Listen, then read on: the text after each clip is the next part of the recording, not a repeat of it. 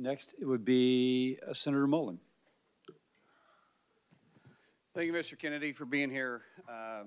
You know, we have fortunately been able to form quite a friendship over the last year, and I appreciate it. Appreciate the in-depth conversations we've had. And I just want to point out, I don't understand why my colleagues all of a sudden say we can't question science. I mean, it absolutely blows my mind that all of a sudden it's such shame that Bobby's sitting up here and he's questioning science, because I guarantee you, if he was sitting here and he was going to be the secretary of HHS underneath the former President Biden, which I enjoy saying former president, I would bet you that you guys would have his back 100% and enjoy the fact that he's questioning science. And would probably support his positions 100%, but because he's now on the Republican side, you guys have went way off the rail, and how dare he question science? My God, if we didn't question science, where would we be today? We've always questioned science. Science is always evolving and always changing. Have a glass of wine a day, it's healthy for you. Don't have a glass of wine a day. Have a piece of chocolate a day, it's healthy for you. Dark chocolate is healthy for you.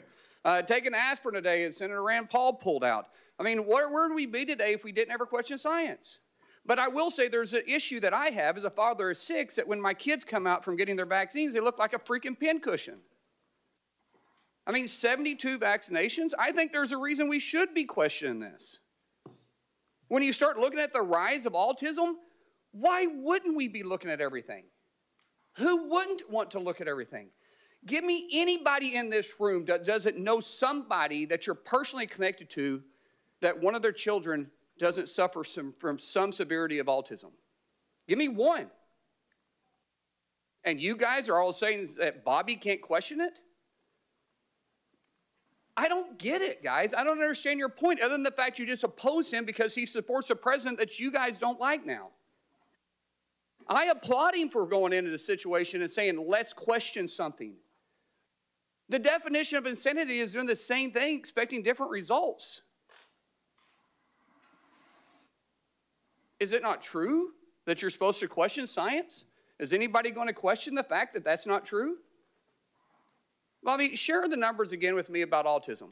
Where they at when you as a child to where they're at today as my kids are children? There weren't a lot of studies when I was a kid, but the best studies, and really the only studies out there are 2 studies. One shows a rate of about 1 in 10,000, another about 1 in 1,500. And you know, there are other estimates in between. Today, it is 1 in every 36 kids, according to CDC. So I want to say one other thing. Relevant to the point you just made. In 1963, my uncle awarded John F. Kennedy the highest civilian honor to Francis Kelsey. Francis Kelsey was a young scientist at NIH who came in and objected to the panel having approved thalidomide for American children. All the scientists of that day, they were doing it in Europe, all the scientists of that day and the scientific panels that work for the agency approved, green-lighted thalidomide. She stood up and screamed and fought and risked her job and risked her reputation, and she blocked it in our country. 3 years later, everybody recognized that she was a hero and a savior of our children, because we were not getting the kind of terrible, diabolical deformities as they were experiencing in Europe. My uncle gave her the highest civilian honor because she questioned science and was courageous enough to stand up and say, I don't care what happens to me, this cannot happen. And irony is that she was a Democrat at that time and she questioned science. But now all of a sudden, because you're working for Republicans, you're not allowed to question science. Let's go back to this and say let's just use the number of 1 in 10,000 at your age. Now, we're a little bit different in age. I'm not going to say how old you are, but you look great for your age. I will say that 1 in 36, that's not a pandemic, then what is? 1 in 36, and it used to be 1 in 10,000 have autism now? Can any of you guys with a straight face say that we shouldn't look at every aspect to what we're putting in our kids, be it from the food to the vaccines? 1 in 36, that scares the living daylights out of me. With 6 kids, I could have 36 grandkids.